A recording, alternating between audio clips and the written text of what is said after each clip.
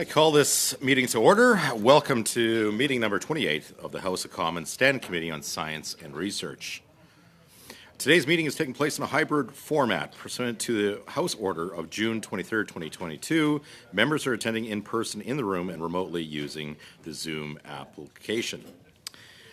Pursuant to Standing Order 108-3-I and the motion adopted by the committee on Monday, September 26, 2022, we are continuing our study on citizen scientists. I'd like to make a few comments for the benefits of the witnesses and members. Please wait until I recognize you by name before speaking. For those taking part by video conference, click on the microphone icon to activate your mic, and please mute yourself when you're not speaking. Interpretation for those on Zoom, you have the choice at the bottom right of your screen to pick either floor, English, or French. For those in the room, you can use the earpieces and select the desired channel. Reminder that all comments should be addressed to the chair. For members in the room, if you wish to speak, please raise your hand. For members on Zoom, please use the raise hand function. The clerk and I will manage the speaking order as best as we can, and we appreciate your patience and understanding in this regard. In accordance with our routine motion, I am informing the committee that all witnesses have completed their required connection tests in advance of the meeting. I would like to welcome our guests to committee. We will start with a 5-minute opening statement from each witness. And roughly when you have 30 seconds left, if you can, as best as you can, if I can catch your eye, I'll make a gesture to speed things up when you're around the 30-second mark. We try to keep it on time so that we can get through all our witnesses and questioners. So with that, we will start with the opening statements from Mr. Wood for 5 minutes. Good morning. On behalf of our team at the Cornell Lab of Ornithology, the hundreds of partner organizations around the world, including Birds Canada and Quebec Oiseaux, who manage eBird regionally, the millions of people who participate in the project, I'd like to thank the committee for inviting me to discuss citizen science and eBird. The world is at the cusp of a biodiversity crisis, a crisis that's entangled with climate change, with human health and well-being, with our need for strong economies and long-term sustainability. To best address these challenges requires data, lots of data. Information needs to be precise and relevant at global, national, provincial, and local scales. Our information needs will always outstrip the resources and funding we have available to hire professional scientists in data collection. Citizen science provides the best mechanism to gather these data. But why birds? Birds are found all over the planet. Many species require specific habitats, resources, environmental conditions, so they're excellent indicators of natural systems and ecosystems. People around the world love birds. This means they're eager to participate in data collection, particularly when the right incentives are there. They're also generally receptive to using these data in decision making. There's now more information available on the distribution, abundance, status, and trends of birds than any other taxonomic group. It's the union of these two ideas, birds and citizen science, that gave rise to eBird. People know a lot about what's happening in their backyards. They know what's happening on their farms. They know what's happening in their forests. But that information isn't always available to decision makers. That gap between local knowledge and decision makers leads to a lot of problems that you're all familiar with. So you can think of eBird as a solution for bridging that gap. Our challenge is to figure out how to reward contribution of local knowledge to provide structure to these data so that they can be used to answer questions and have the most impact, and then archive, freely share, and power new data-driven approaches to science, conservation, and education. Said another way, we meet local communities where they are, work with them to co-develop technology to drive global impact.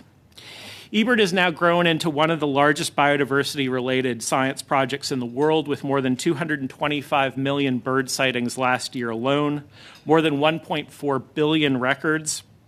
Last year alone, 1 in 40 people in Canada visited the eBird website. To date, eBird data have been downloaded nearly 250,000 times.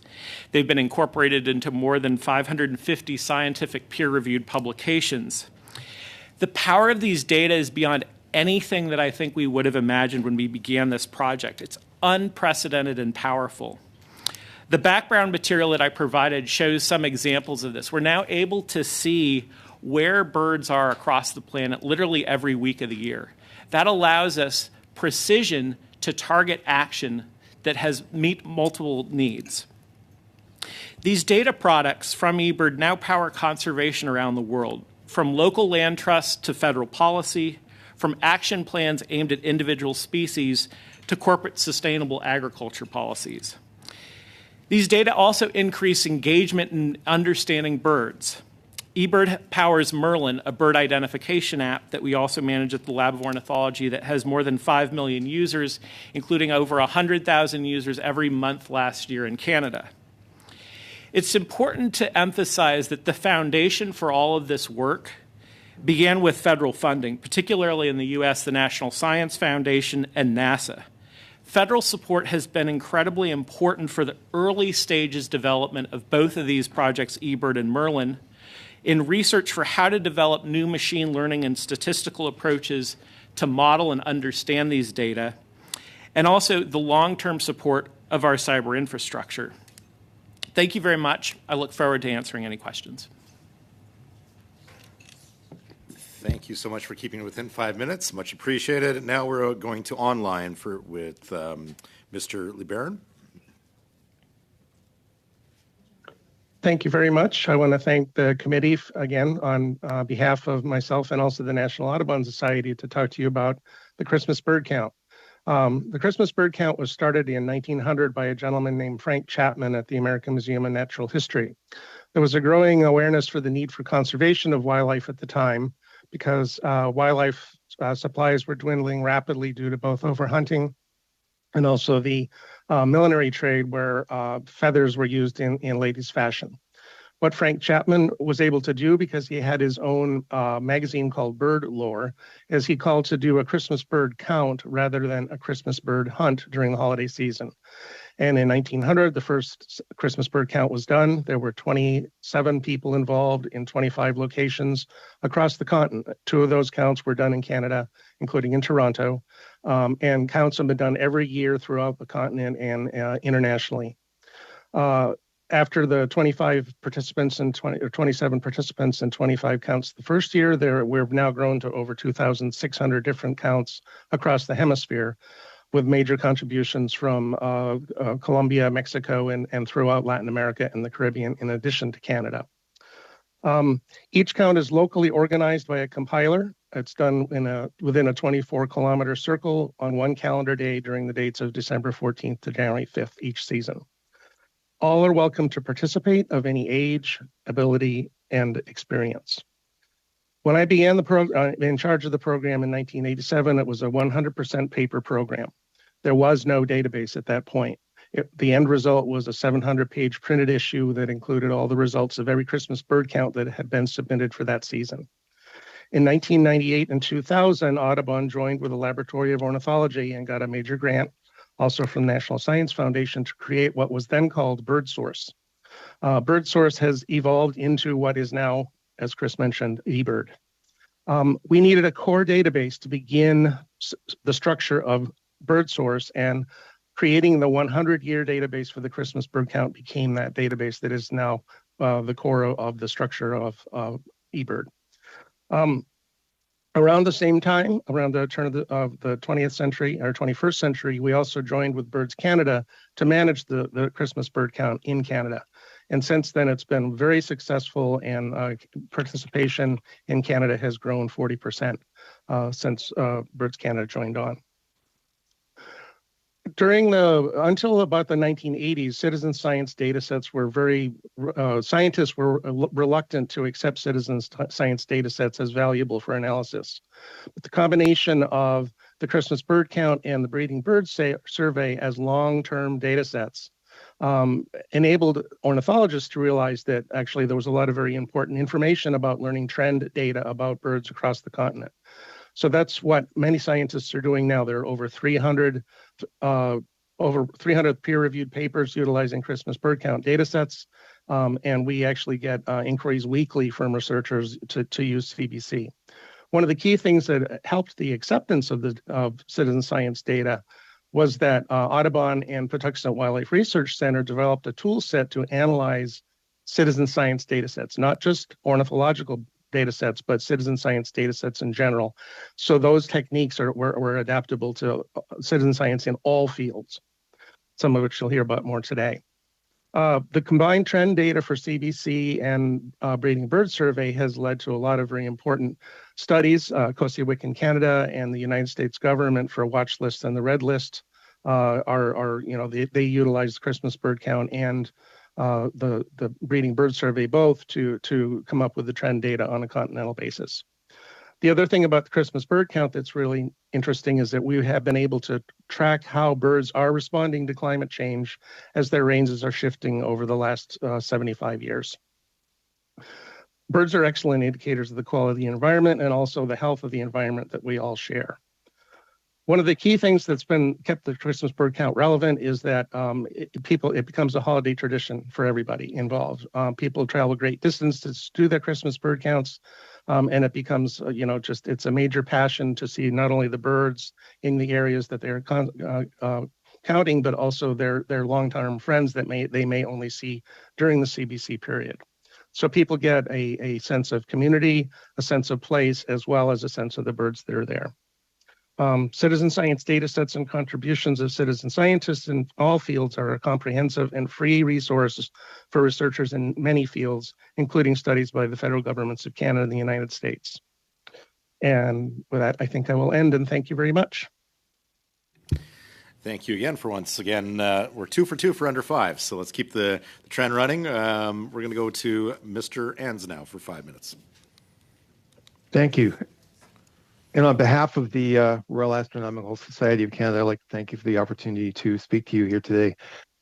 I am a retired police detective and military officer who, at the year 10 in my life, got a telescope and now have 58 years of observing experience. And I'm the national president of the Royal Astronomical Society of Canada, which has been around for 154 years, has 5,200 members across the continent and 30 centers. I am a citizen scientist. I work with the Galaxy Zoo project, which is part of the larger Zooniverse Citizen Science project, helping to classify galaxies identified in sky surveys. I'm the founder and lead of the RASC's World Asterisms Project, which is an ethno-astronomical reconciliation project gathering the sky cultures of the people of the world. So far, we've examined 572 cultures and gathered over 11,000 asterisms, and we're only 20 months old, so we're doing pretty good. I'm a member of Astronomers Without Borders and work with ethno-astronomers and archaeoastronomers around the world on projects. Dr. Mona Niemer, when testifying the other day, mentioned that citizen sciences are not just helping hands, but also great sources of ideas for projects. And I want to reinforce this. If you want to solve a problem, if you want to do an investigation, you need to get as many perspectives into the conversation, into the investigation as you can. People from different educational, cultural, and social backgrounds, because it's one of those unique perspectives that's going to give you the breakthrough, that's going to speed things up. And citizen sciences are a great source for those perspectives. There is a bottleneck in astronomy. Only about 10 to 20% of the astrophysicists who apply for time on the big telescopes get it. There's not enough telescopes. And there are times when all of those observatories are sucked in, and we are the people that get the data when that happens. Most astrophysicists don't go anywhere near an eyepiece. Technicians at the big observatories get the data they need. We spend our lives at the eyepiece. We're able to get the light curves to confirm exoplanets and exomoons transiting stars, to monitor variable stars to see if they're about to go supernova, that monitor the spectroscopy when they do go supernova to figure out what kind of elements are being created to search off the plane of the galaxy where there's no funding to search for comets, for near-Earth objects that may be a hazard for supernova. We get light quality readings to assist my two colleagues here who are interested in how that affects the migration of birds. We track meteorites, then go hunt them down and dig them up. The Juno mission to Jupiter, most of those images that you see, those are now processed by amateur astrophotographers. NASA made a decision to do that. I'm pretty sure they don't regret having done that. We bring accurate information back to our communities and train the next generation of citizen scientists. Dr. Remy Kurian, when he was testifying the other day, mentioned his concerns regarding misinformation on social media. A notable science educator, Neil deGrasse Tyson, in a recent radio interview was saying that there has been a failure in educations because we're teaching people to memorize facts instead of teaching them how to think. And the problem with that is if the source of the facts is unreliable, you get problems. We go out into the communities and we show them how to investigate their surroundings. I am still a detective, but now I investigate the universe. And I'd be happy to answer any questions you have for us today. Thank you, Mr. Enns. Now we'll open it up the 6-minute round of questioning. First, from the Conservatives, we'll have Mr. Lobb for 6 minutes.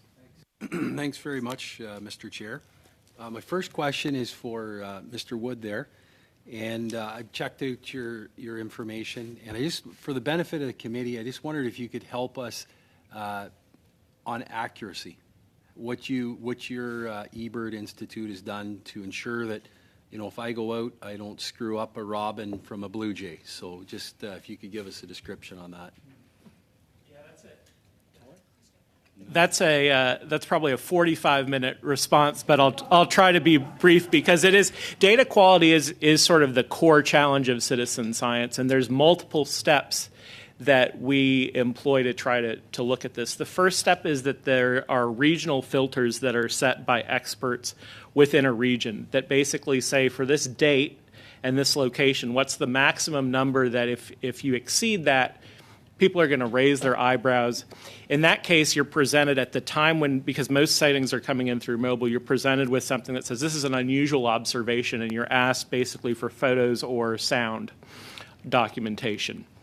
The next step that we often think less about, false positives is something that I think we immediately jump to, but the bigger challenge is there's often things that are vocalizing that people miss.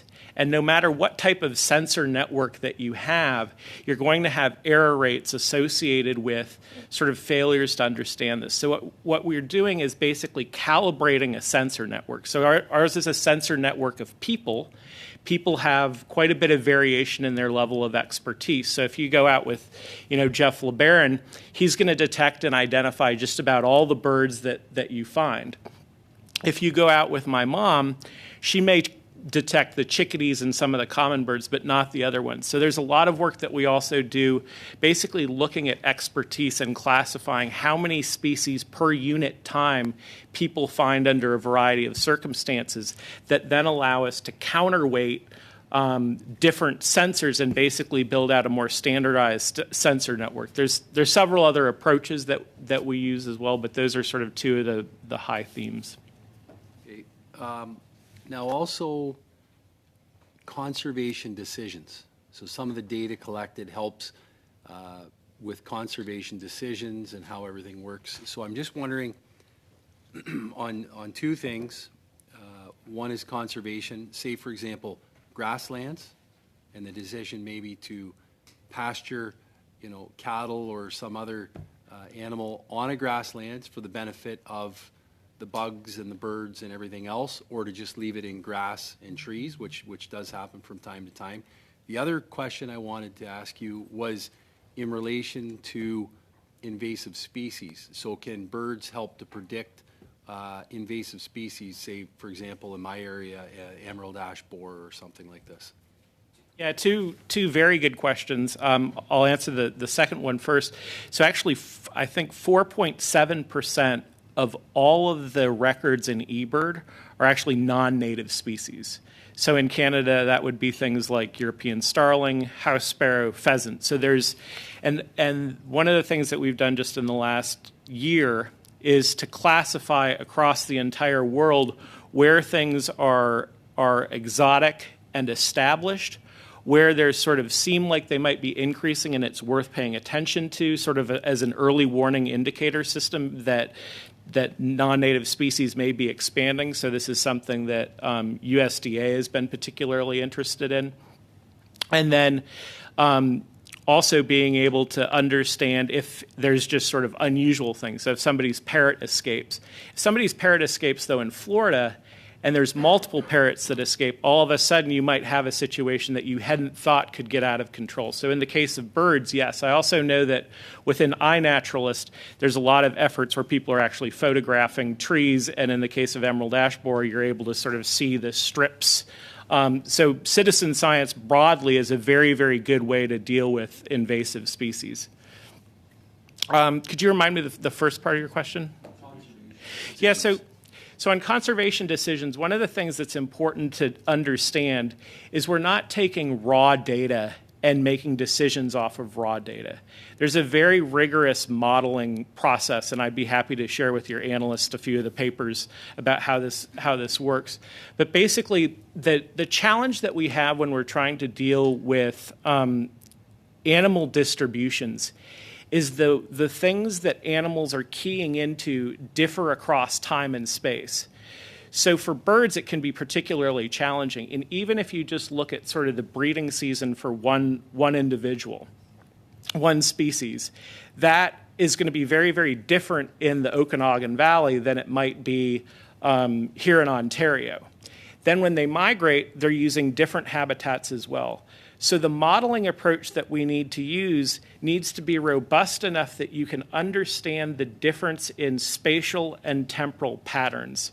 So what we're doing is basically and these are sort of high level, what we're doing is running a series of independent models that allow us to understand those relationships at sort of, you could think of it as like 100 by 100 kilometer grid. Then we overlay these on top of each other and then do those for every week of the year. What that allows us to understand is how those spatial patterns could change across time and space. So one of the challenges you have is traditionally if you wanted to look at habitat management, you could do an intensive study in one particular place and focus on that question. Those results would probably work 50 miles away from there, maybe 100 kilometers away from there. But with distance and time, the impact would be different. Citizen science allows us to understand that at increasing spatial resolution. And that's some of the real power in it. So some of the things that we've been doing right now have focused on sagebrush. Sagebrush in the Intermountain West is really being affected by non-native cheatgrass. So it's a sort of a merger of both of your questions. The challenge that we have is under various climate scenarios, where are the best places that you want to target action on cheatgrass removal to achieve sort of an optimal outcome? Using sort of more traditional science, it's hard to address that. But in this case, we're able to sort of look at that because we have this information that's so spatially detailed. So we can point to areas and say, okay, these are the areas where you're going to see the highest number of increases in species of birds because of the broad data set and then the fairly sophisticated analyses. Thank you, Mr. Ward. Moving on to our next member of Parliament, Madam Diab, for 6 minutes. Thank you very much, Mr. Chair, and welcome to all our witnesses.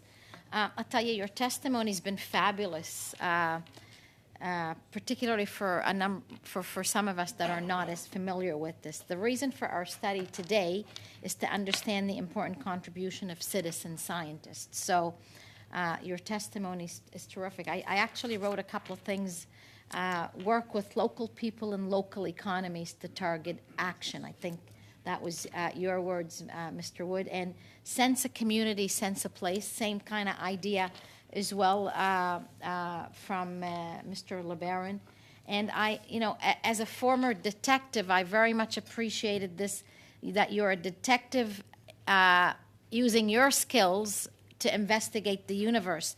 So I've been fortunate to organize guided nature walks in my community with Dr. Martin Willison, who's a retired biology and environmental studies professor at Dalhousie. And I've also done a couple now, it's only been 2, nature hikes with board members of Blue Mountain Birch Cove Lakes, which is one of the most important natural resources or natural spaces in my riding in Franklin, Nova Scotia. So your questions and what we're studying today has gotten me to think about how can these kinds of leisure activities, walks in nature, can also be data collection exercises, and whether, again, it's bird watching or geocaching. So can you talk to us about how you envision regular Canadians and non-academics being able to contribute to our scientific inquiry through the recreation or leisure pursuits? And I mean, I guess I could probably ask that to all of you, but how about I start with Mr. LeBaron to give you, Mr. Wood, a moment to breathe. Well, thank you. That's a wonderful question. And one of the really amazing things about ornithology is that a tremendous amount of the total knowledge of ornithological, what's going on with all the birds everywhere comes from citizen science or non-professionals. There are an awful lot of ornithologists out there who are who do wonderful work and are really good bird watchers also, but the great majority of the data that are collected, and certainly the vast majority of the data that come in through eBird, and most of the people that participate on the Christmas bird count are non-professional citizen scientists. So just being out there and noticing things and sort of getting, the more people go out, the more they have the ability to notice something new and different. First, you need to learn the chickadees and the cardinals and the tufted titmice and the starlings and the house sparrows, but then suddenly you start to notice other things as well. Same is true, I'm sure, in astronomy, and it's also definitely true in terms of botany and other fields as well. So just having people out there and more through iNaturalist and eBird and the Christmas Bird Count and all these other citizen science programs, people are able to contribute to data sets that can actually then be utilized by researchers who want to look into what's happening in the environment, and not only just to birds, but to basically all fields. So thank you very much. Mr. Innes, would you like to sort of add on that for our study later? Certainly. Yeah, please. I mean, we're familiar with the sky. We know what we expect to see there, and that's one of the ways you discover things like supernovae. The youngest member of our society that discovered one back in 2011 was 10 years old, and then her brother 2 years later repeated the feat. It's a matter of walking down the path and looking for something that you expect to see, and then seeing something like a rock that doesn't belong there, and maybe it's a meteorite. So you go on a nature walk and you take a stick with a magnet on the end. It's getting as many eyes on the sky as you can. And one of the issues in our field is that funding covers the most likely areas where you can find stuff, but there's areas where it's less likely that they don't want to spend money on, and that's where we spend our time. We search those areas for things. The last near-Earth asteroid that was in the news was an amateur astronomer that discovered that. So definitely the same sort of thing. I mean, we work, as I said, in conjunction with our local naturalists to help them monitor the sky, because the misuse of artificial light at night interferes with migratory patterns and ends up with a lot of birds dying every year. So we're very concerned about that and happy to help. Thank you. Let me just, with the time remaining, I've got a quick question for you, Mr. Wood, and that is, and I think we've heard from previous witnesses who suggest that increasing knowledge of scientific methods, being able to question the integrity of the data, that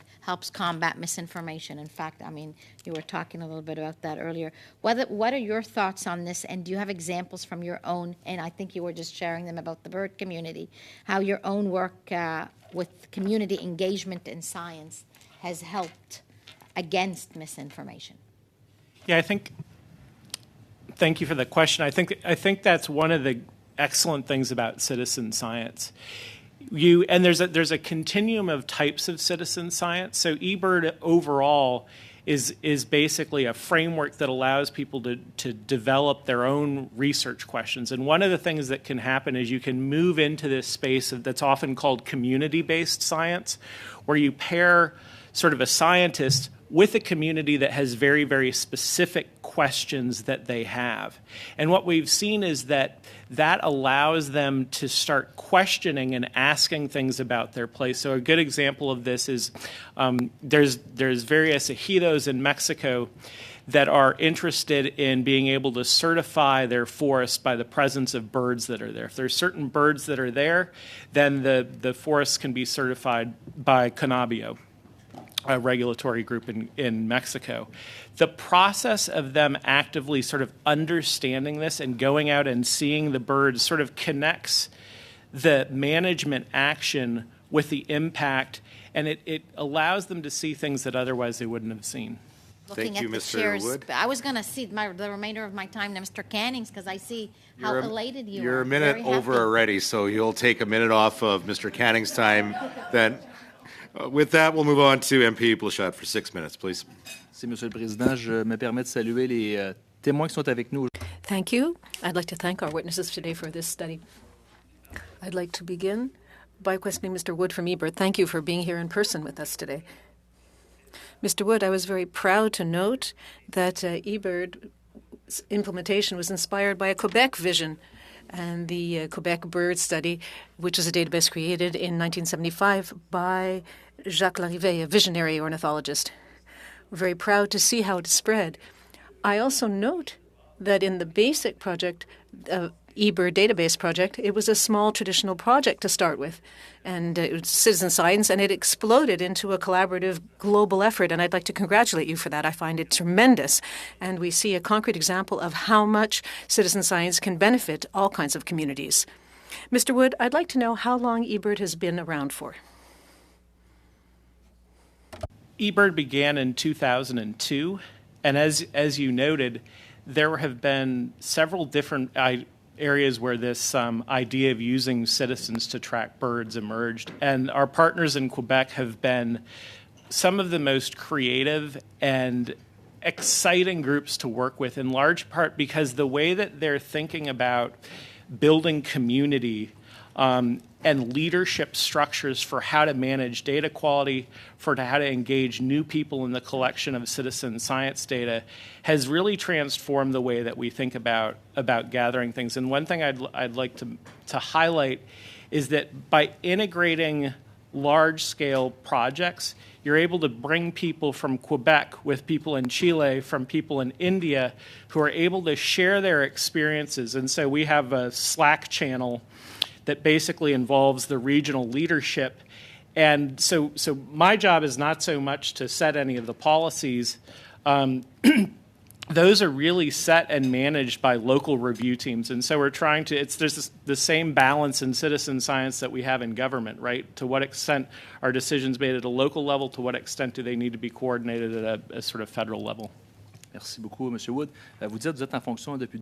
Thank you very much, Mr. Wood. You said that you've been on the job since 2002, and you said that you received federal funding. How many years has it been since you've been receiving this? Approximately how much per year, and since when approximately?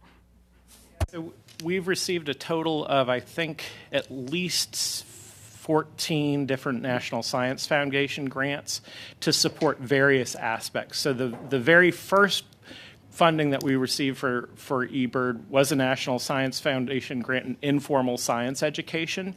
And it really began as an education-focused initiative. It's really transformed, and now most of the funding that we get is actually in the area of machine learning and statistics and the interface of those two. And part of the reason is that the same fundamental challenges in analyzing sort of epidemiological data are very similar to the challenges that we're trying to work out in citizen science data. And I sort of spoke about this a little bit before. You basically have a sensor network where you may have doctors or bird watchers that are reporting in slightly different rates. You're trying to understand the bias in both of those, both from your sensor and then what truth is. Machine learning has a lot of very good applications in terms of neural net models to not necessarily understand the drivers of those, where statistical frameworks are. Monsieur Wood, merci. Thank you. We have to continue. Thank you for answering the question. Has the federal government asked you to communicate in the two official languages of Canada, French and English, in all of your communications and on your internet website? The federal government did not. That's a best practice that we adopted. Si je comprends bien, Monsieur Wood, ce n'est pas une obligation. So it's not an obligation to receive funding from the federal government. It's not an obligation that connected to the funding that you be able to communicate in both official languages in all of your communications. In the United States, from the National Science Foundation, not that I'm aware of, no. Je parle du Canada, Monsieur Wood. Ici, I'm talking about Canada. Here you're at the federal government. You're at the Canadian Parliament here. Yeah, I'm sorry. When I was talking about the National Science Foundation, I meant the National Science Foundation in the United States. OK. Je vais répéter ma question. Le gouvernement fédéral. So let me repeat my question. The federal government gave you, you said, 14 different grants. These are grants from the federal government? Fédéral canadien. The Canadian federal government? I'm sorry, not the federal government in OK. Canada, in the Donc, United States. on est à la My Chambre des apologies. communes du Canada, Monsieur. Because we're at the Canadian House of Commons here, so I will rephrase my question once again. Are you receiving any funding from the federal government of Canada? OK. Parfait. Excellent. Okay, perfect. Thank you. Thank you. My next question, Mr. Wood. I note that there is an initiative in Quebec, and there are local organizations that have followed in various regions of Canada, as you mentioned. I'd like to know how we can be sure that the scientific community shares data. I see that the application is available in 27 languages. So what troubles me is when I look at your communications, all of your communications are not in both official languages. So I'm trying to understand how you can mobilize a French-speaking community if your communication is pretty much only in English or is absent in certain aspects when it comes to the French. Seconds, please. That's a very good question. The way that we work is the small team that we have at Cornell is not able to do this, so we work with Quebec Birds. As the partner, Quebec Birds is really leading those efforts. And every bit is as responsible for any of the success that we've had as we are. Thank you, MP Blanchette. Now on to MP Cannings for 6 minutes. Well, thank you, and it's great to have these witnesses before us. Full disclosure, as I mentioned in the last meeting, I come from this background of citizen science. In fact, I worked for, 13 years or so with Cornell on eBird. I was in charge of managing it in Canada, and with Jeff in Audubon, I was managing the Christmas bird count in Canada for a long time. I forget exactly how long. But so it's great to have you here and talk about the importance of citizen science and the successes that we talked about. And I can assure Monsieur Blanchet-Jonca that everything the Birds Canada and Quebec Oiseau does is in both official languages, because those groups who are Cornell's partners do get money from the federal government of Canada, and that's one of the requirements, and we're happy to do that. And we have to do that when you're dealing with citizen science. You have to communicate properly with citizens. I just want to touch base on one of the things we've heard a lot in this and other studies that this committee has undertaken is this concept of open data, and how many of the big projects around the world of all sorts in science are moving to a kind of an open science, open data concept. And perhaps I can ask all three witnesses this question: what is your policy regarding the data that you produce? Maybe start with Mr. Wood and then move on. Yeah, so all eBird data are open and accessible. But you basically, there's a balance. It's not considered pure open source, because we do ask for what your research affiliation is and what the purpose of the data are. That helps us then when we're able to come to meetings like this and others to understand the use of the data. But anybody's able to access the data once they answer those questions.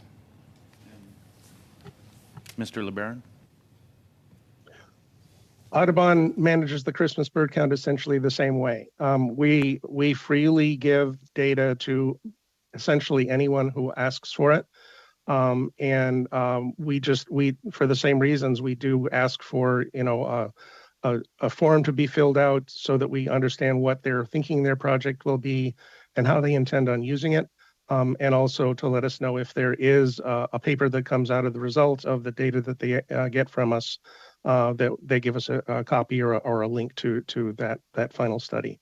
But it's free and available, and if they're unable to pull it, and a lot of the data they can pull right from the website themselves, and we don't even know about it, or at least not easily. It's not, I don't track it on a day-to-day basis. But for larger inquiries, we supply the data to researchers who have their specific questions, from anything about, one particular species in Quebec to the entire database throughout the Americas. Thank you. And The Royal Astronomical Society has all of its data online, freely available for the world to see. And if somebody wants to be a partner in the project, we have a drive where we share information amongst one another. So definitely available to anybody that wants it free. Okay, thank you. Now, Mr. LeBaron, I just wanted to get a sense of, one of the things, the real powers of citizen science is the fact that we have these long-term data sets, going back, in your case, more than a century, broad geography throughout the Americas or eBird throughout the world. And the ability to do all this with very few, paid employees. It's the bang for the buck is in citizen science, I think, is astronomical, if I can use that term, Mr. Ennis. So perhaps, Mr. Barron, can you just tell me how many people run the Christmas bird count? How many paid employees run that whole project, where they get that funding, and what is done with that by governments across North America? Sure. Thank you for that question. Actually, you're looking at the full-time staff for the Christmas bird count. I am the only person actually who is full-time staff for Audubon in charge of the Christmas bird count. We do also have a couple, my boss helps with, some aspects of the IT parts of the program in terms of management of the database, or especially if something goes wrong. She's able to interface with our IT division. We have the ability to ask other divisions, for their help, if the map of active circles goes down or isn't updating regularly, then I can contact the GIS folks. But basically, in terms of paid employees, it's just myself and part-time for one other person. And so just to interrupt then, and then that's compared with, say, just for Canada alone, from my own experience, there might be 20,000 people producing that data for you. Very quickly. Right. We have there are probably 40 to 50,000 people in the U.S.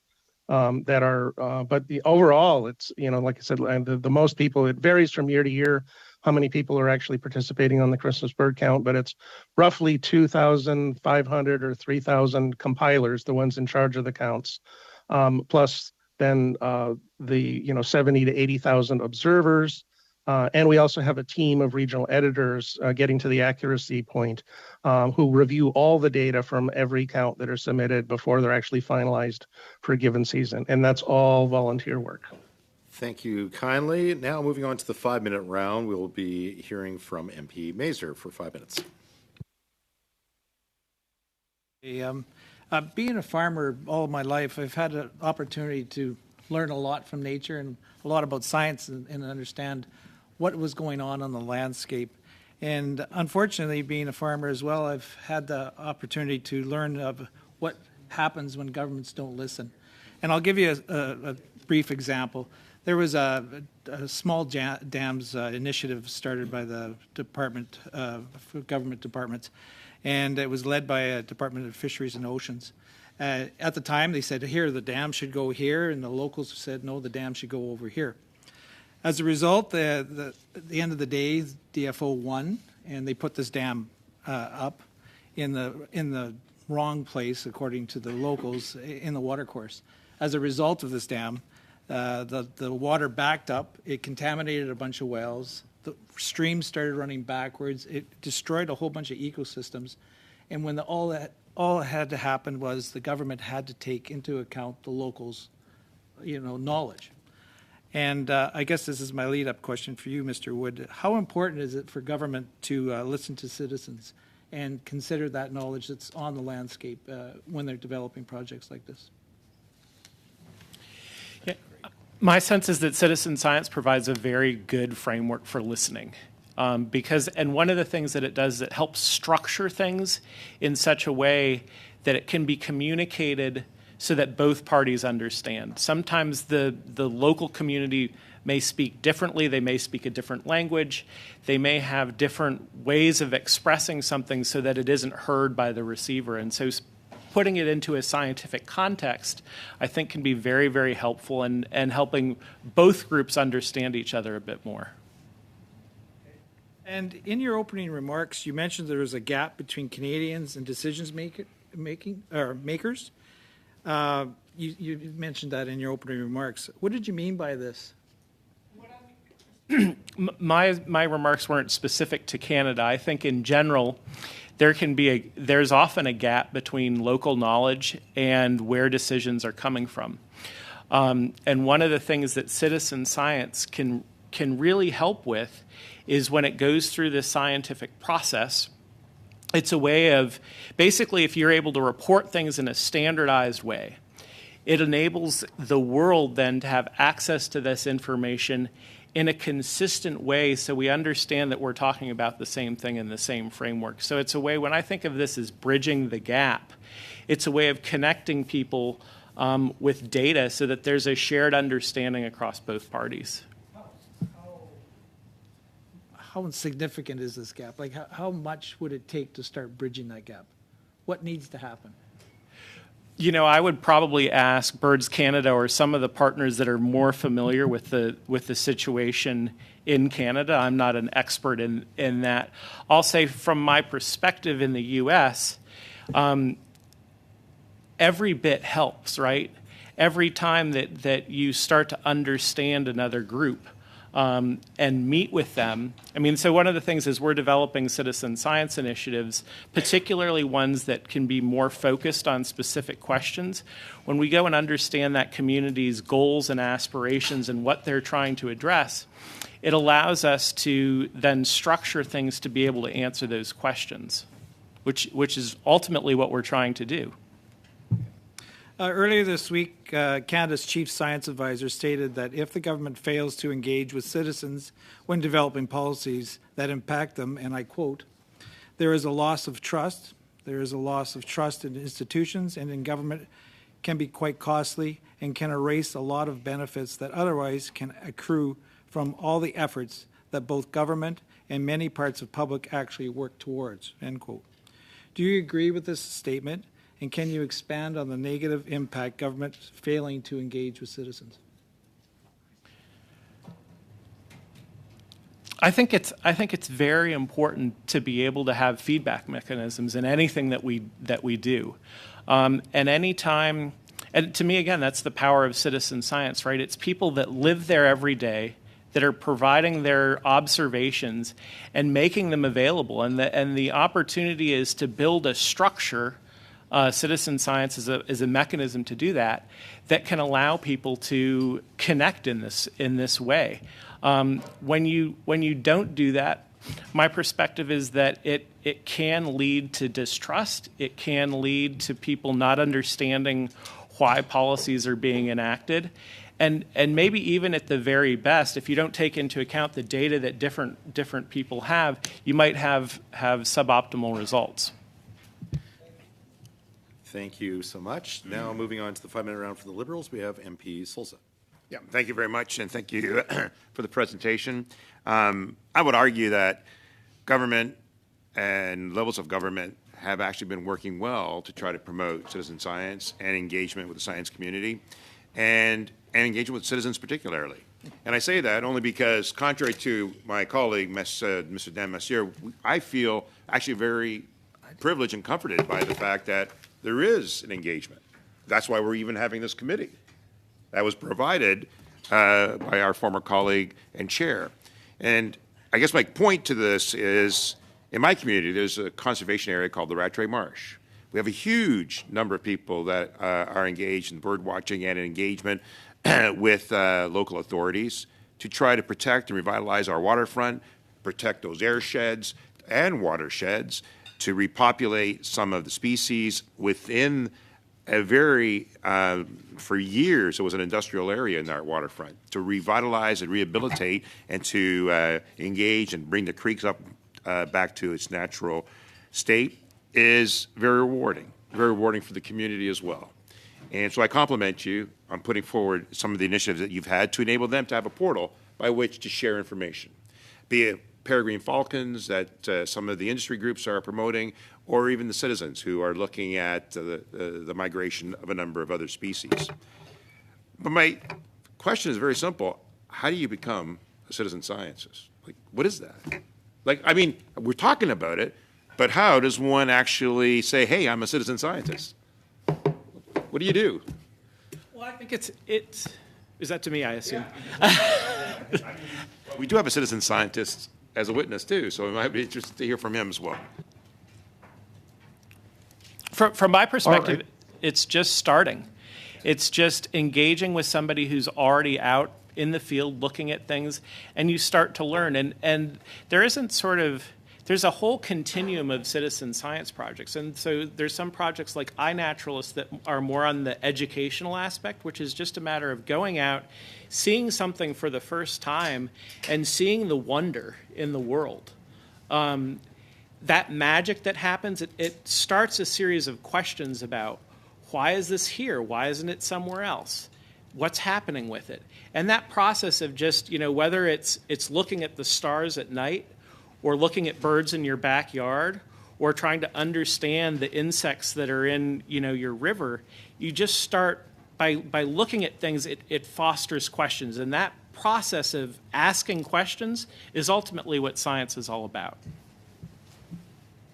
This is about getting people to look at what they're surrounded with, reintroducing them to the wonder that surrounds them. And it is about citizen scientists going out there and teaching people how to do this. The young people we work with are the next generation of citizen scientists. So there's a continuum there. We make all kinds of outreach events available with our observatory so people are introduced to the wonders of the sky. A completely different thing looking at a picture of Saturn and seeing it in real time. And then you can see people who are passionate about it, and that's really all it takes. Once you got the passion, you can get them interested in contributing to the project. Yeah, I appreciate that. And I also appreciate this notion of integrity. The web, the information out there, we've spoken a lot about the misinformation that also exists, and enabling that integrity to be kept in check is critical here, right? I mean, I see stuff on YouTube about these new birds that don't exist, right?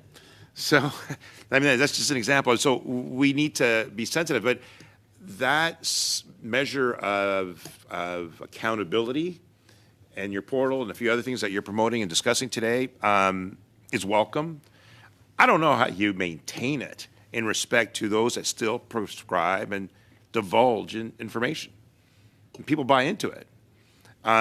So kudos to you for fighting back and enabling that integrity to exist. And all of us have a sense of responsibility to also ensure that it is that it is protected. So I don't know if I have anything more to add other than, so give me your thoughts on an example of misinformation that is being promoted by a citizen scientist who are or are not a citizen scientist, maybe proclaimed to be so, and putting forward information, the world is flat, for example, that's out there. People believe it. People of some great degree of of stature in the community are convinced that this is all bogus. So how do you deal with that misinformation that's out in the web, and how do you protect us in regards to it? We are out of time, but I would invite the witnesses to submit a written question. We're 18 seconds over. So going on to our 2.5-minute round, MP Blanchette.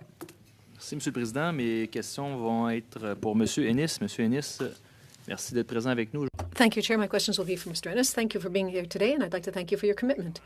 And I note that you are passionate about astronomy, and I also note that the Royal Astronomical Society has existed for over 150 years, since 1868. That's terrific. Despite the name, the name Royal is something I don't always feel comfortable with, but that's a different topic.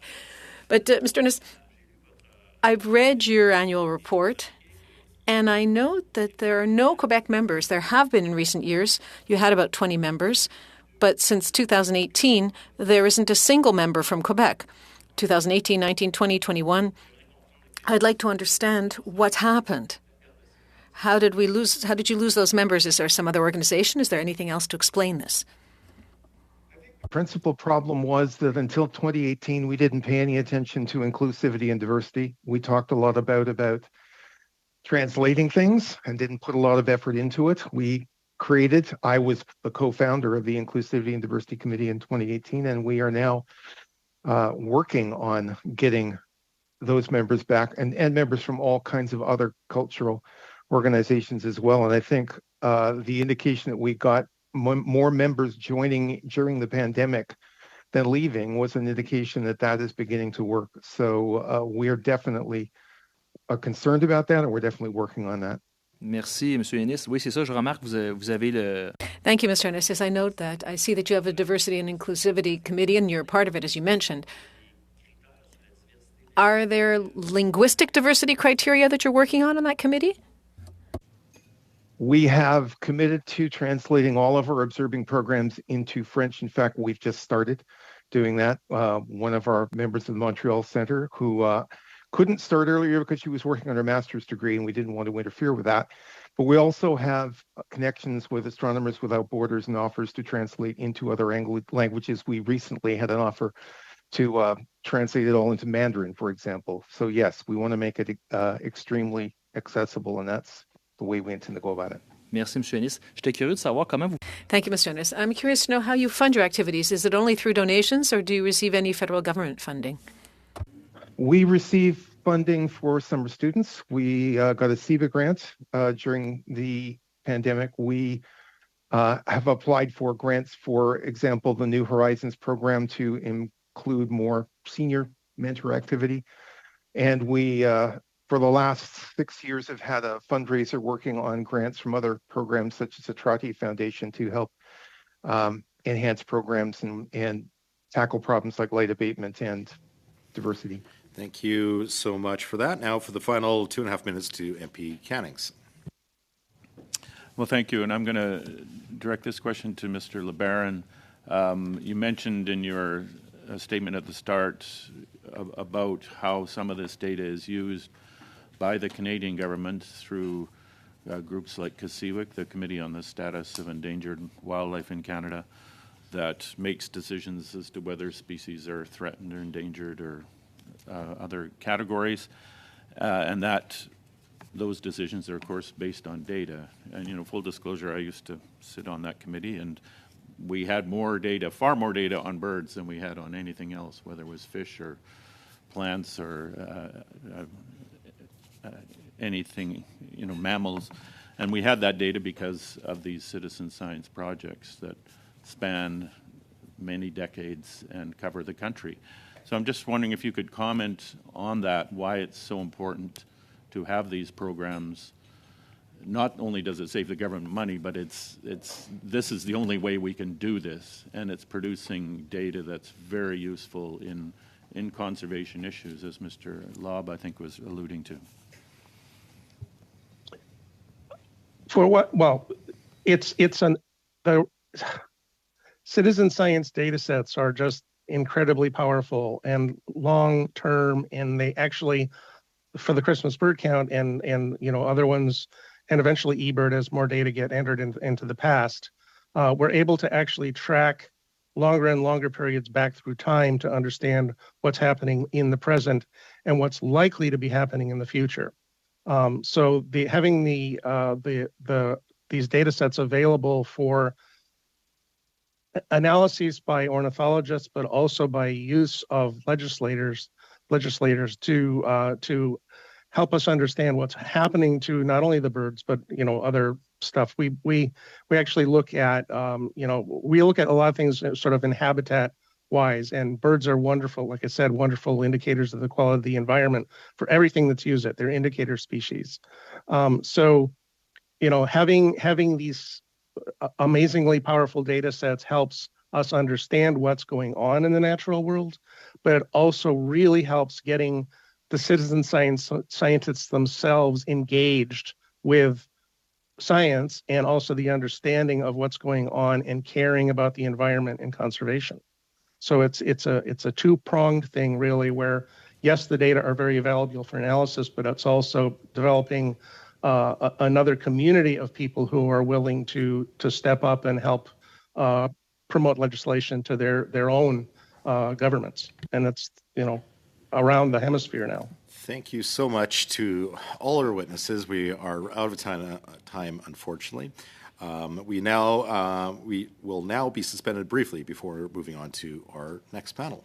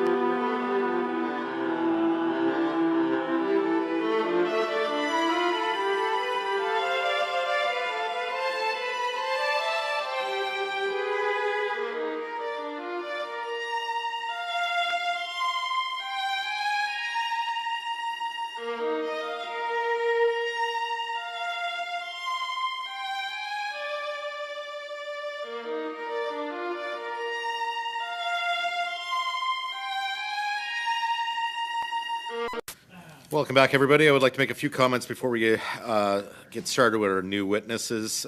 Please wait until I recognize you by name before speaking. For those taking part via video conference, click on the microphone icon to activate your mic, and please mute yourself when you're not speaking.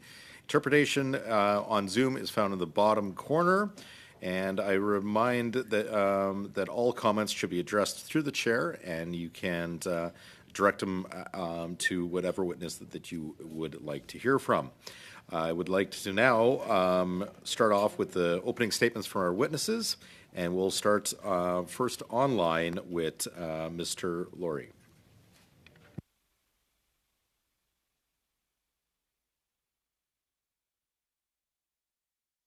Thank you for the chance to address the committee. So I'm going to talk about our group a little bit and our experience with the role of citizen science. We're definitely a different scale than the last group you talked to. We're a small NGO in the east end of Toronto, and we operate in what's now the Rouge Urban National Park. We've been operating there for 21 years. And so we've had a lot of experience, but our experiences are different in terms of scale and scope of the other groups you've talked to. So the value we perceive in citizen science is that we can really fill a lot of gaps that other agencies and organizations don't currently fill. So we have kind of a niche organization that helps us to fill those gaps. We're a lot more flexible and adaptable than a much larger group like a conservation authority or a ministry. If we want to go and monitor something else next week, we can do that. We don't need a board approval. We don't need approved budget line items. We can just use our own equipment. We can use our own labor to go do this. We're quite flexible and adaptable in that way.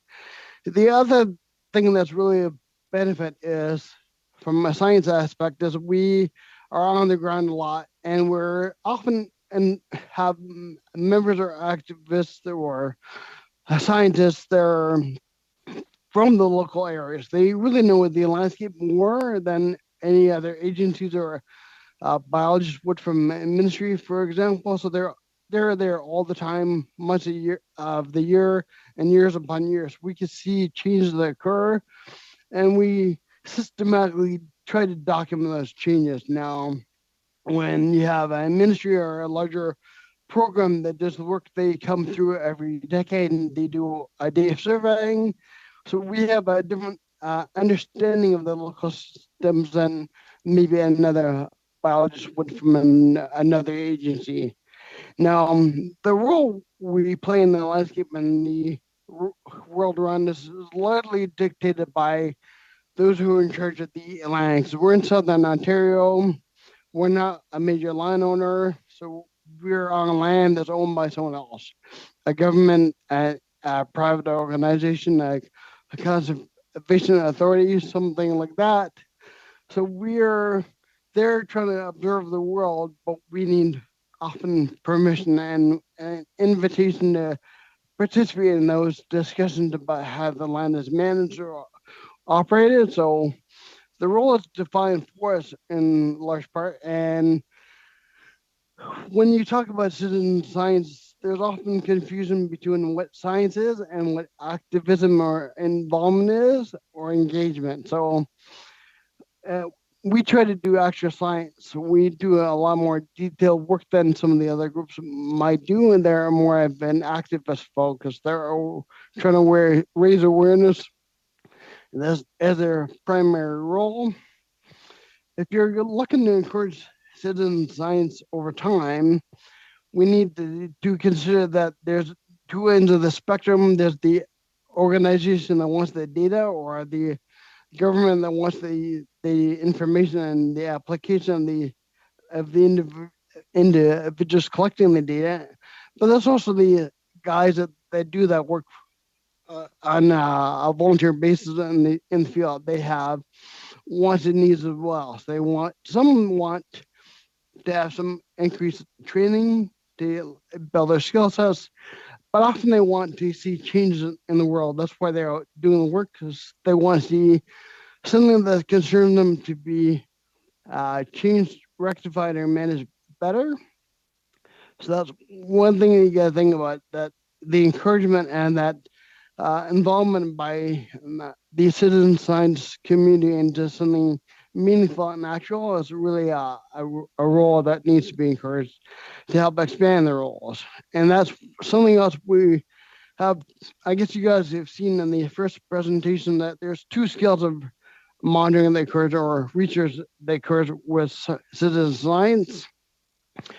Their first role, or their first stream, originated years ago, and that was primarily expert naturalists and retired professionals who had a lot of background in that field that wanted to continue their role in the world and help other agencies and scientists fill gaps.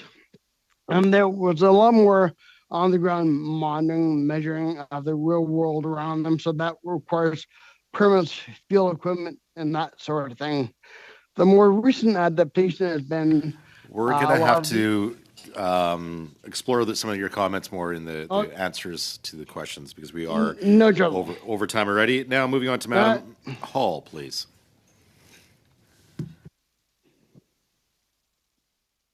Hello, and thank you for allowing me to speak in front of you today. It is an honor. Today, I'm representing the Community Collaborative Rain, Hail, and Snow Network Canada, from here on referred to as COCORAS Canada. This is an international precipitation reporting network that has thousands of volunteers in the US, Canada, and the Bahamas. The network started in 1998 out of Colorado State University, and it expanded into Canada in 2011 following a massive flood in Manitoba.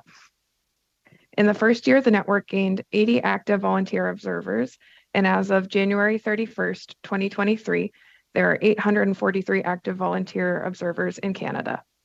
Not only has the network grown to 10 times its size from the first year, but over the years, there has been a steady increase in the number of reports each volunteer makes per year. All of this to say that COCORAS Canada has been able to not only keep a network of enthusiastic and consistent volunteers, but also steadily increase it. There are several key ideas that we attribute to the continued success. These include strong partnerships, reliable local coordinators, enthusiastic volunteers, an accessible website, detailed training, simple low-cost equipment, and an easy reporting system. Identifying partners that are interested not only in the subject matter of the program, but also interested in the data collected with the ability to adapt it locally is key. Being able to identify groups that would not only willingly, but want to work with you is an important first step to building a citizen science volunteer network.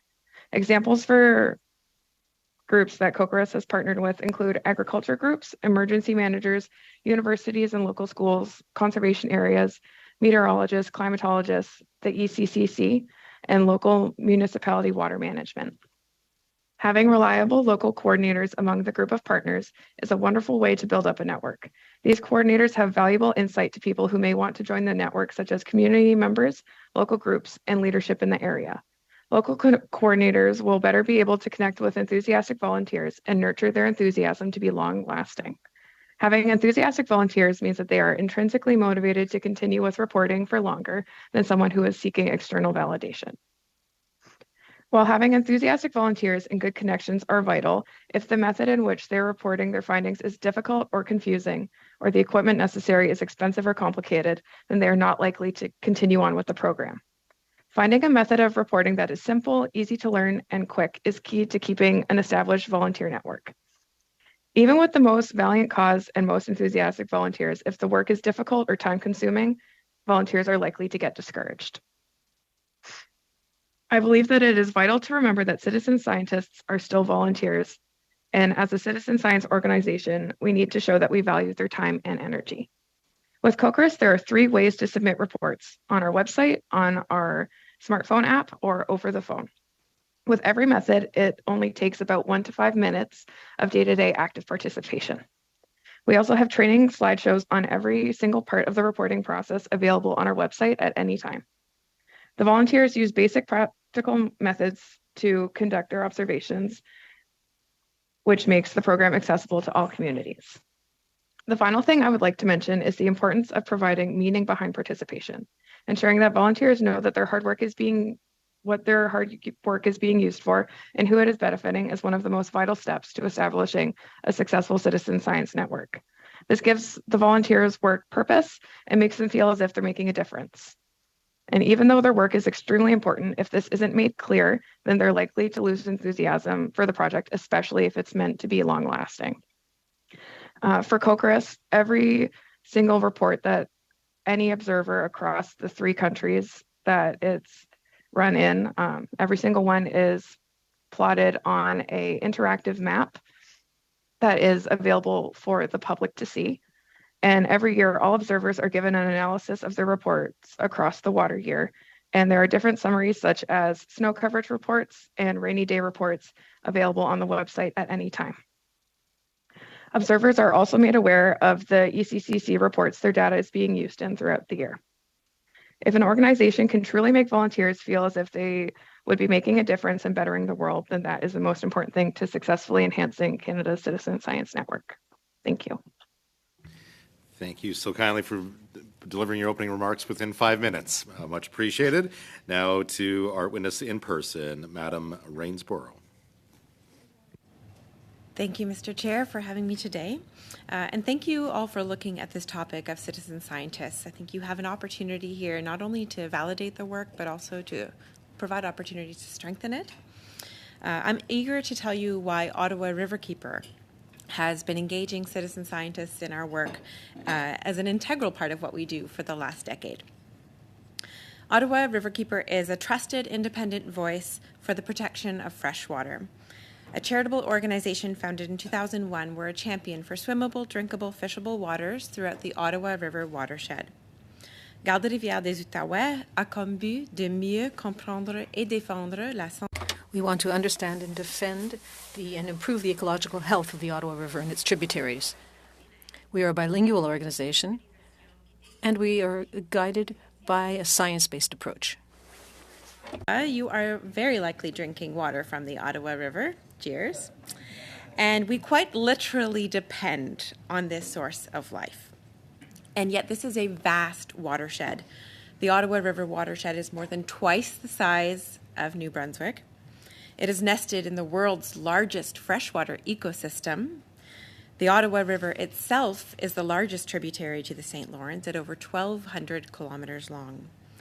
And yet we know very little about this waterway.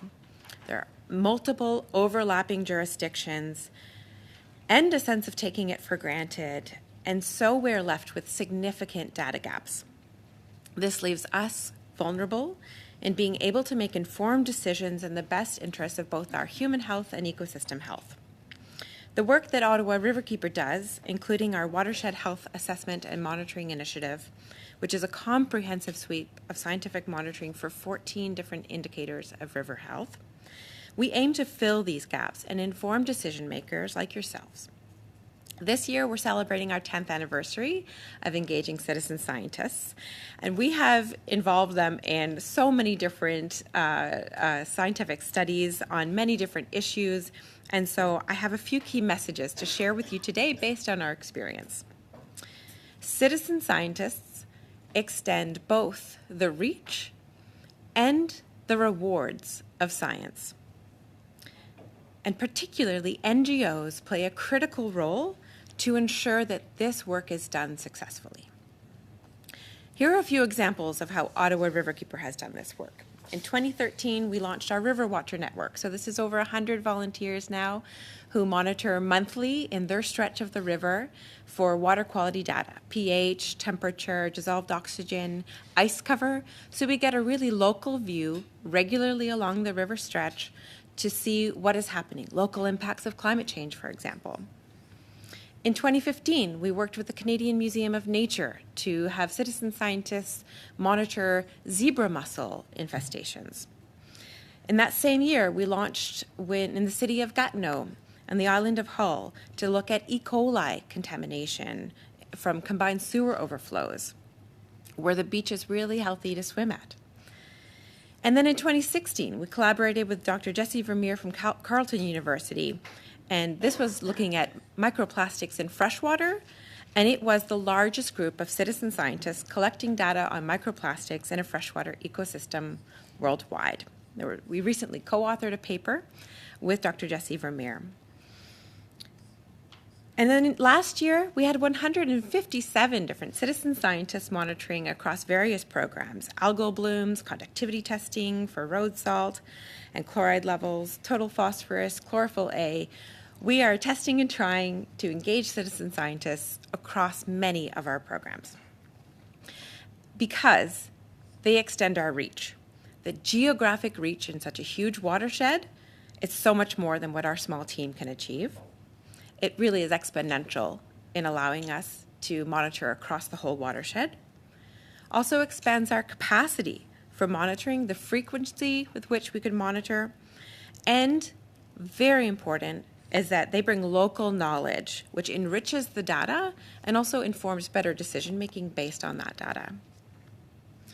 And they extend the rewards.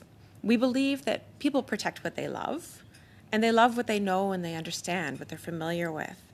And so citizen scientists have this direct hands-on engagement with knowing the river, and this translates to more and more people actively engaged in protecting those waterways. Critical to all of this success is ENGOs like Ottawa Riverkeeper. We're trusted, we have connection with community, and that lends credibility and brings in people to be involved in this work.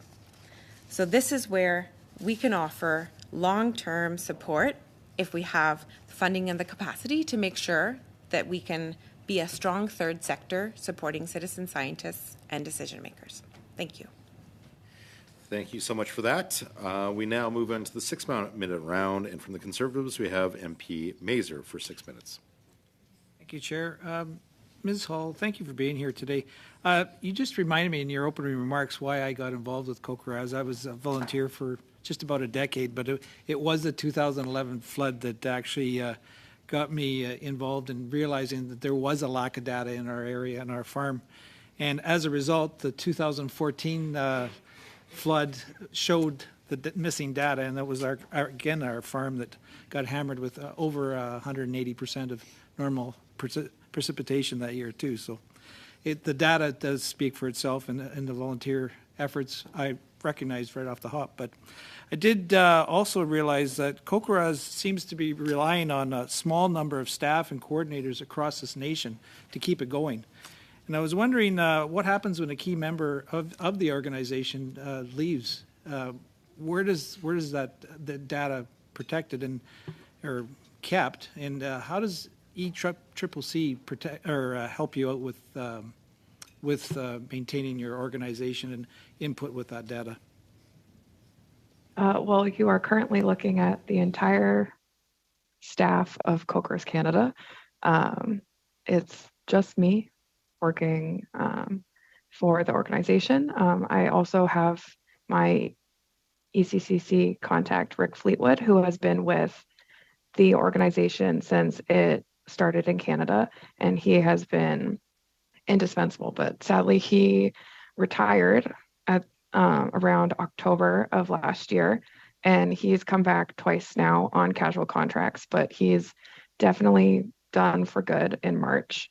And while there is a succession plan, losing someone that has been with the program for so long and has so much knowledge built up just from years and years of experience working with it, it's really difficult. And so when Kokoraz first started around expanding around 2013, we received a big contract from ECCC as well as AAFC.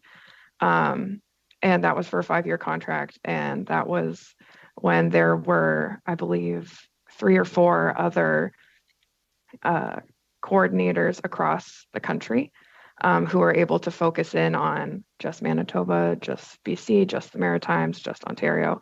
And that contract ended in 2018. And then in 2020, another contract was signed with ECCC, but for substantially less. So we haven't been able to sort of build back up that infrastructure, which has definitely had an impact on our ability to expand in certain regions. And with Rick, he's been great because he's been able to connect me with different branches of the government that are interested in applying the program. So, for example, we're currently in talks with the Nunavut government and expanding the program there because we currently only have one observer there. And with this program, we're looking to get anywhere from 12 to 24 observers, which is wonderful. And I don't think I would have been able to do that without Rick's connections, because Nunavut is such a different culture. There's language barriers sometimes. And yeah, just in order to truly expand and strengthen the network, we need to have people across the country on the inside helping us out. It definitely speaks to the strength of when you have those volunteers in place. It's almost a shame to see them all kind of disintegrate, and there's government trying to consolidate instead of enhancing and making that network grow. But that's good. Thank you for bringing that point forward today, and hopefully we can act on that moving forward.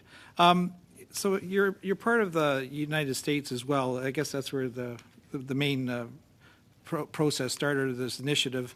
And is there parts of the United States that are outperforming Canada? And do you know any reason why, like why the United States seems to be almost thriving? Is there something different we can do here in Canada as far as government versus the United States?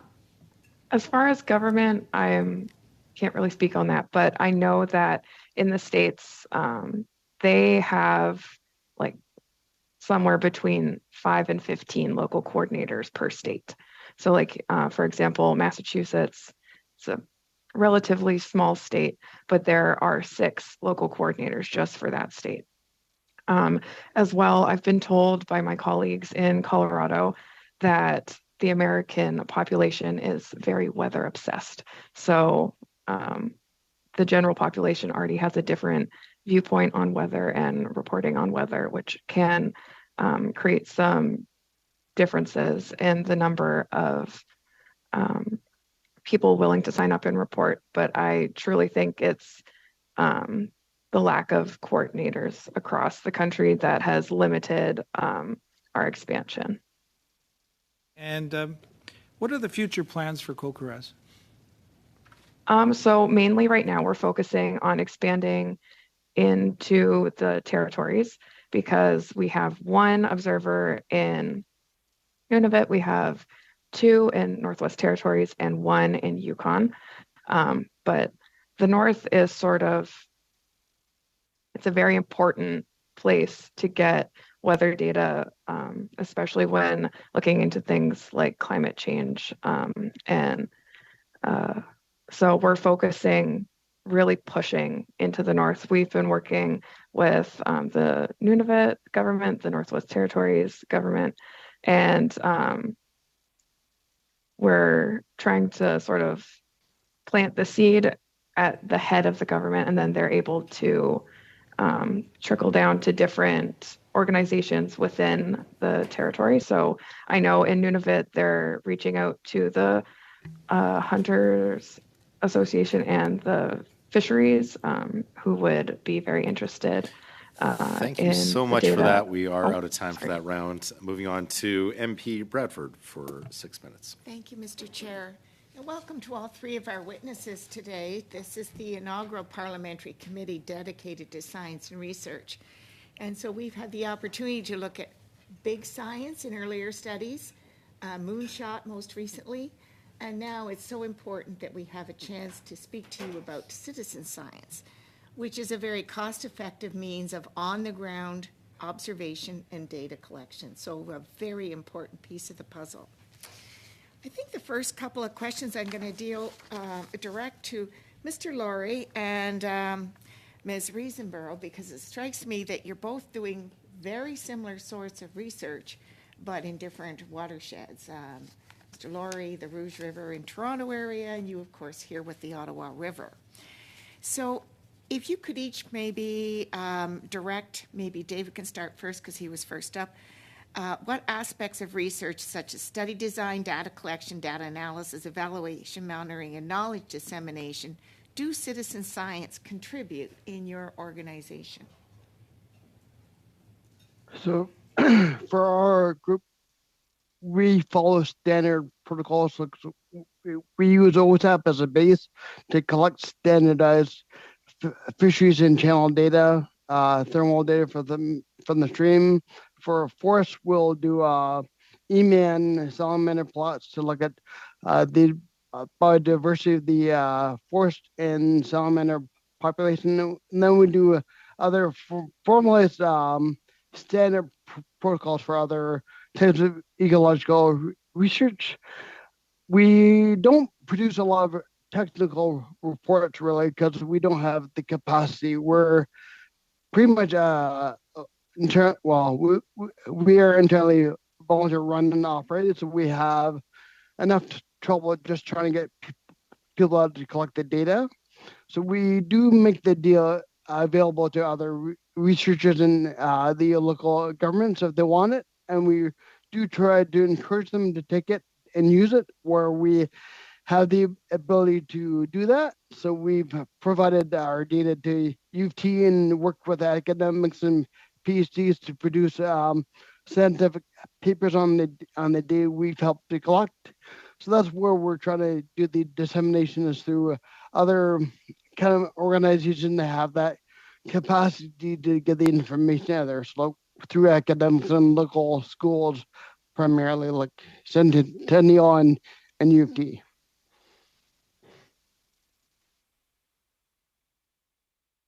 We have created a number of different ways in which citizen scientists are involved, and so sometimes it means that we are collaborating with, for example, the Museum of Nature or with Carleton University researcher, that we are a conduit to be able to engage the volunteers, provide the training materials, and set them up for success in the work that they would be doing. With our road salt monitoring, it involves the training of the citizen scientists to be able to learn how to use the conductivity meters, learn how to submit the data points, and sometimes it is about the doing, but there's also opportunity for co-creation, especially when we are collaborating with Indigenous communities, with Algonquin communities. The watershed is almost exactly the unceded land of the Algonquin and Anishinaabe. And so working with the Guardians program at Kitigan-Zibi First Nation, for example, that there we have an opportunity to be co-creating and also be careful about the data sharing. And so in most cases, we are very transparent about sharing data, but we want to ensure that we are doing this with full respect with Indigenous communities to make sure that they have control over the data and how it is shared. And so there are a number of different ways, depending on what we're monitoring for, who is involved, and the role of Ottawa Riverkeeper. But citizen scientists, we are confident, can be involved in all of those steps that you outlined. So continuing with that, how can the results of citizen science be better integrated into government decision-making? Well, I would point to a report that came out of the Gordon Foundation a few years ago. So this is within the context of water quality monitoring with community-based monitoring or citizen scientists. And they came up with a number of 5 different areas where the federal government can take action. It's all outlined in a report of theirs. So the Gordon Foundation, Living Lakes Canada, and WWF Canada pulled together this forum to be able to look at what is needed to support this work for water monitoring across the country. It includes capacity building, data management, regional and national collaboration, and also ensuring that data has a clear pathway to inform decision making. And those steps are all broken down. It's a great report, and we've included it in our brief for reference for the committee. Okay, thank you. So turning to you, Ms. Hall, I was just wondering, in your opinion, what role can the federal government play in promoting and supporting citizen science and citizen-driven scientific goals? I think that the federal government has a lot of channels to just get awareness out there, because I think a lot of the first problems is people don't know that these things exist, because I'm sure that there are plenty of people across the country who would be interested in joining any sort of citizen science program, no matter if it's bird identification, helping with a watershed, or doing precipitation reporting. Thank you so much for that. So far, we're out of time. There'll be other questions, hopefully, in your way that you can unpack that thought a little bit more. So with that, we'll move on to MP Blanchette for 6 minutes, right? Merci, Monsieur le Président. Je salue. Thank you, Chair. I'd like to thank the witnesses who have joined us for the second hour of this committee meeting today. My first questions will be for Ms. Rinsborough. Thank you for joining us. Now, I would like to congratulate you for your engagement and your organizations, your charitable organizations' role in protecting watersheds. And I work in close collaboration with people from watershed organizations. It's very important to protect our ecosystems, and particularly our aquatic ecosystems. So I'd like to thank you for your work, and I would encourage you to continue it because it's important. I like the parallel you drew with the water that we're drinking today that comes from the Ottawa River. You know, so to elaborate on your words, our bodies are made up of 70% water, so it's important. Ms. Rainsborough, I'd like to concretely understand how the federal government could better assist organizations to engage citizens and to make them more involved in becoming citizen scientists. From our part, the Ottawa River Keepers see an important role for the federal government in supporting our work, in validating what's going on in nonprofit organizations, because we are partners and we're so important to be able to make concrete what's happening in the communities and working with the federal government. It's really a matter of trust. We have the connections with the communities. So when I talk about support, I'm talking about not only saying that the work is important, but I'm also referring to supporting it financially, helping to fund it. The kind of initiatives I was telling you about earlier used to be supported by the federal government, by the Department of the Environment and Climate Change, but only for 3 years. This was of great assistance to us to launch the program.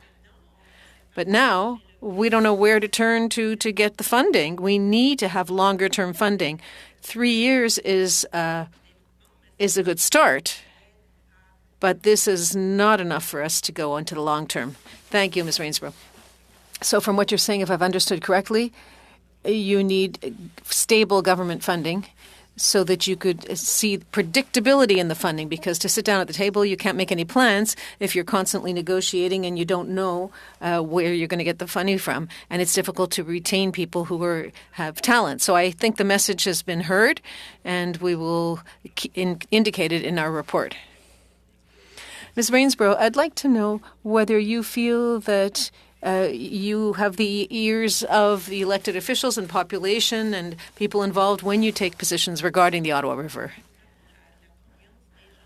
People trust us. We're spokespeople for the river. And I think it's because we are science-based and we talk about facts. We talk about what the river needs. So this helps us to have fact-based conversations, frank conversations, so that we could all work together to meet the river's needs. These are connected to the needs of human beings.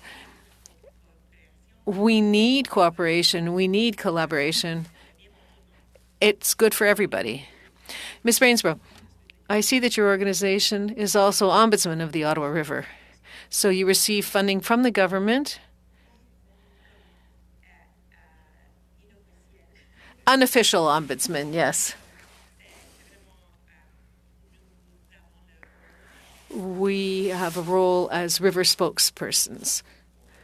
So you understand what I'm asking. There's no fear of taking action, considering that maybe you could lose the support of the federal government, which is one of your major funders. If I look at your budget, 1.5 million in annual revenue, about a third or a quarter of your funding comes from the government. Yes, that's correct.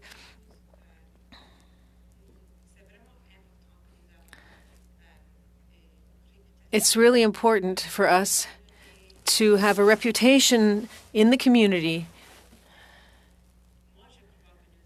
I believe that we speak with an independent voice, and it's very important to receive funding from various sectors, including the government. But the day that that affects what we actually do, that's the day that we have to stop. I understand you very well. You want to maintain your independence. It's important. Now I'm trying to understand something. You're in the Ottawa River area in Ontario. And what about bilingualism? There's English and French. I understand you receive federal funding.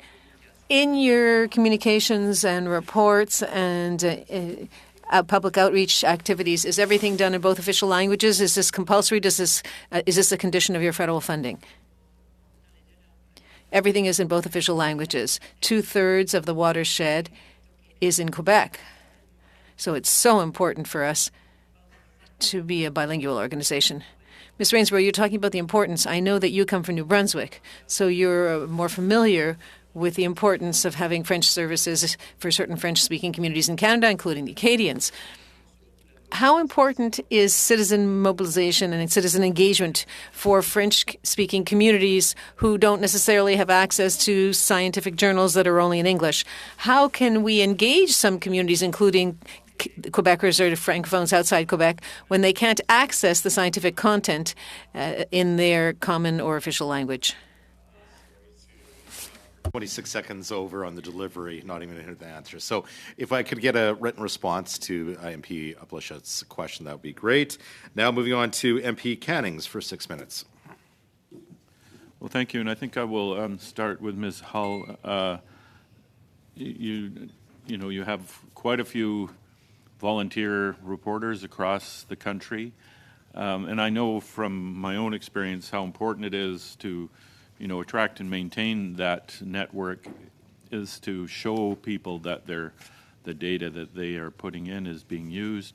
So my first question is just if you could maybe remind me and expand on how that data is shown in output, how people can, say, go online and see how that data has been put together, and whether they can see a dot on the map where they put in their data. That seems to be a really important part of keeping citizen sciences going, is really showing that their efforts made a difference. Yes, so on the COCOR's website, there is an interactive map where every single report from every station is a color-coded dot depending on how much precipitation was reported that day, from 0 to however high the precipitation is. And you can zoom out and see a complete map of North America and see all of the reports that were done for that day. Or you can zoom in to where you are and you can click on every single dot on the map, and it tells you exactly what was reported, if there were any comments. There are different things you can report, such as, so every observer has a manual rain gauge, which is a graduated cylinder with a funnel on top and a extra outer cylinder to catch overflow. So the reporting what is in the rain gauge is necessary in order to submit a report. But then there are other things like snow depth, 24-hour snow accumulation, snow water equivalent reports. And then there's also different types of reports. So if you want to get involved, you can do something as simple as just go outside, check your rain gauge, see that you got 1 centimeter of rain yesterday, enter it, boom, you're done. Or if you are more interested, you can do condition monitoring reports, all different sort of snow measurements, or make big comments about the temperature, the timing, the wind speed. And all of that is visible just on the map by clicking on a dot. So if you were curious about what happened in Nova Scotia yesterday or over when Hurricane Fiona was happening, we had wonderful reports from observers that had really detailed comments about what was happening. And sir, you mentioned that you had Mr. Fleetwood from ECCC helping you, and hopefully that help will continue in some way. So how does ECCC use this data from your organization? How? So ECCC has a network of weather stations across the country. All of them are more technologically advanced, whether it's a tipping bucket by weight. And those are established across the country. But ECCC actually uses the COCRIS network to do QA, QC, and to bulk out the precipitation data that they get. And depending on the area, so for example, in Northwest Territories, the COCRIS observer reports are oftentimes more accurate or trustworthy and have a lot of weight behind them. And they're put in the different sort of precipitation outlook reports that ECCC puts out. Well, thank you. And I'll turn to Ms. Reinsberg now, and it sounded like your organization is doing a whole lot of quite different things. It's a very diverse suite of programs you have. Can you just remind me which one of these, if any, have a long-term aspect to them? I mean, as I was mentioning in the previous list of witnesses, one of the real values of citizen science is that we can get these long-term data sets. So I'm just wondering which of your programs have that in mind. Yes, they don't all have a long-term role. What we found with our E. coli testing, the water quality testing in Gatineau, was that then the city of Gatineau began doing regular water quality testing. And so there was no more need for us to continue that. We continue to upload those values to the swim guide, but we found that was the measure of success. However, with our watershed health assessment and monitoring initiative, the goal is to gain long-term data sets. We can combine with other data sets, and from that, having the more local citizen scientist sets allows us to see the really nuanced long-term effects. And with our river watchers, we now have already 10 years of data for the water quality they've been monitoring. 10 years is still just a small blip. And so, the more that we are collecting the data, the more that we will be learning from it. But we're also finding shorter loops for some of the data, unfortunately, because we are seeing that some of it tells us a story about very quick local impacts of climate change. So the long term is important, but there's already so much to learn in analyzing the short term as well. Thank you. And I'd also, if I have some time. No, you're 20 seconds over already, Mr. Cattings, unfortunately. Moving on to the 5-minute round with MP Soroka. Thank you, Mr. Chair. I'll start off with Ms. Hall. I think it's quite interesting, the work that you're doing. I'm just curious, though, about the accuracy of your data. And I know you have, you talk regional weather stations and that's very much more scientific than what you're doing with the citizen scientists. And I'm just curious if you have scientists, I'm not saying it does happen, but if you did have somebody that they're trying to prove that climate crisis is really hitting me hard here, so it's very dry, very hot, what do you do with that type of information? Do you accept that, or do you consider it non-valid and you just don't keep using that person's information anymore? So that's actually a great question. COCRIS in general has a very robust QA/QC process. Every single report is put through that process to make sure that it is accurate. And we have had to close some stations from people who were using it to sort of push a narrative. But we don't do that immediately. We try and discuss what they should be doing, how to report properly.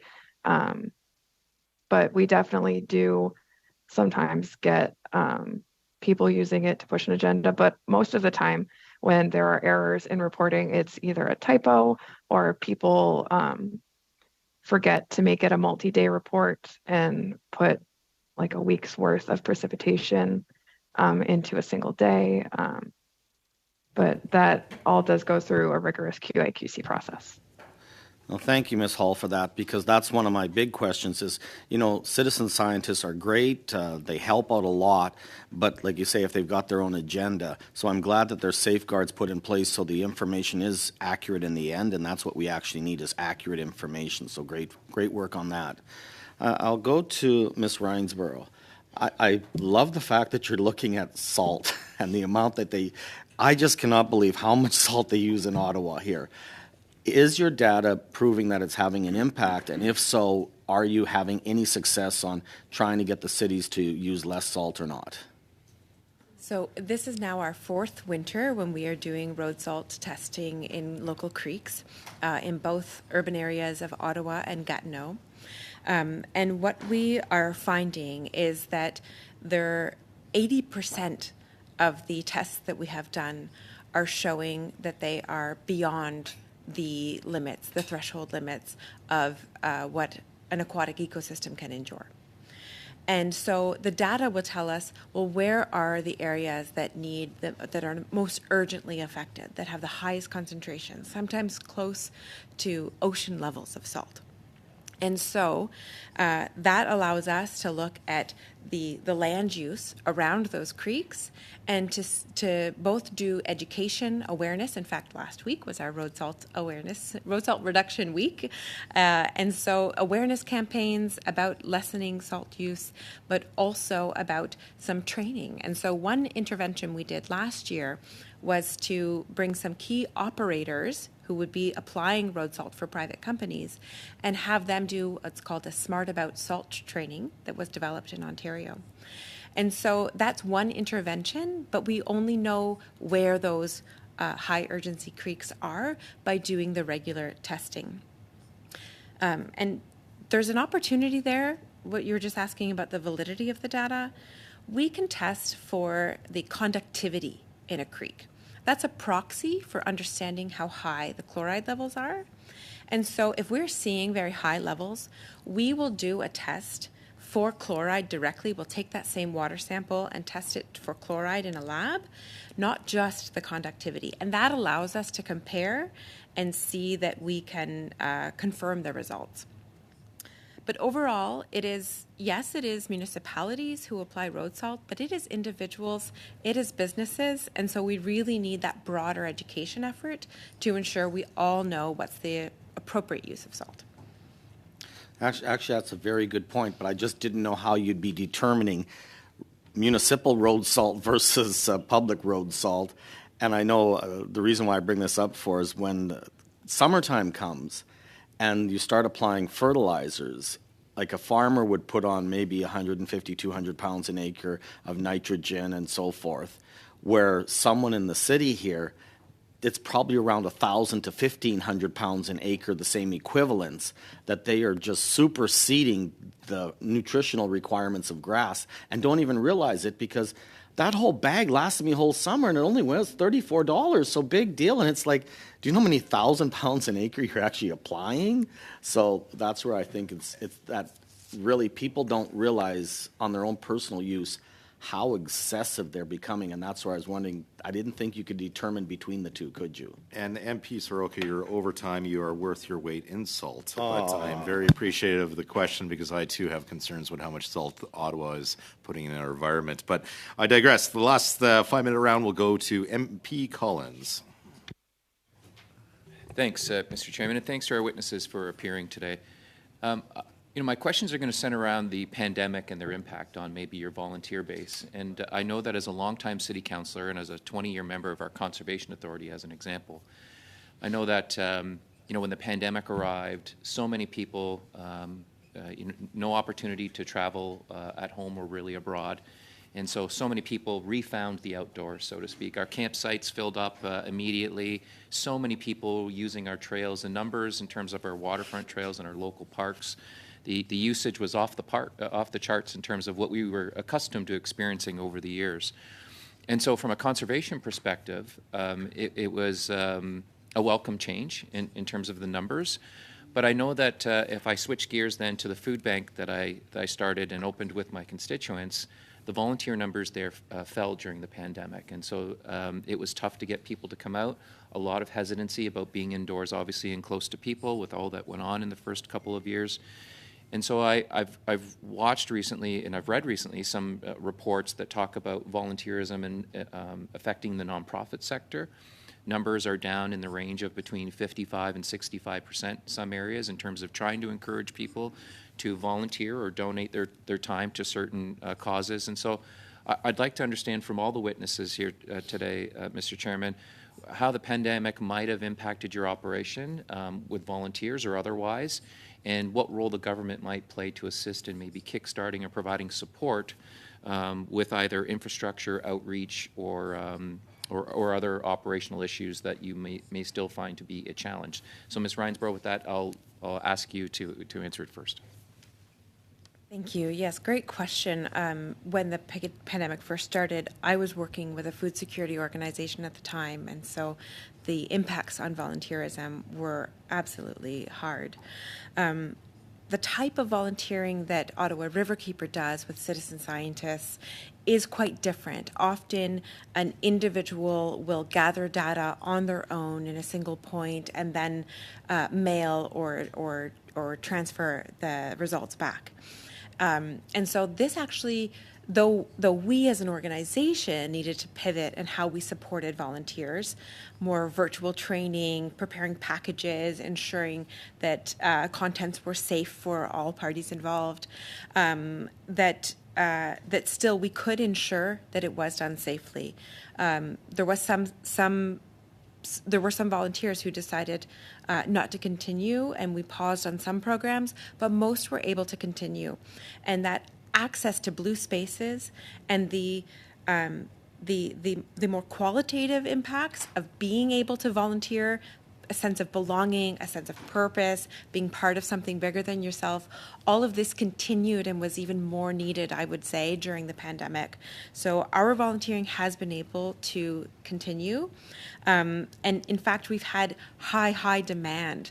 Last year, we had over 225 people respond to a single request for volunteers. And so we're now trying to make sure that we can have opportunities for all of them to be supported. It does take staff capacity, and I would say that that's where the long-term stable funding for the third sector, community sector, can really make a difference. Thank you very much for that answer. Mr. Laurie, can I ask you the same?